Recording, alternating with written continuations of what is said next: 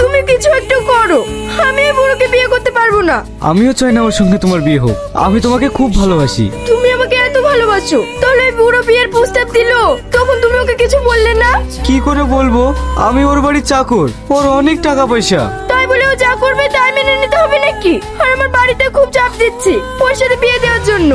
তুমি কোনো একটা ব্যবস্থা করো। আমার কি করার আছে বলো?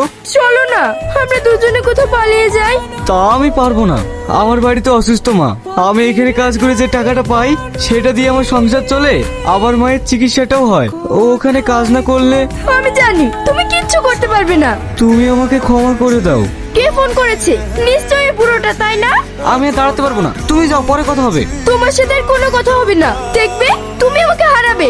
কই গো, কোথায় গেলে বউগুলা সব? আমার বাসের ঘর কোন ঘরে সাজিয়েছো?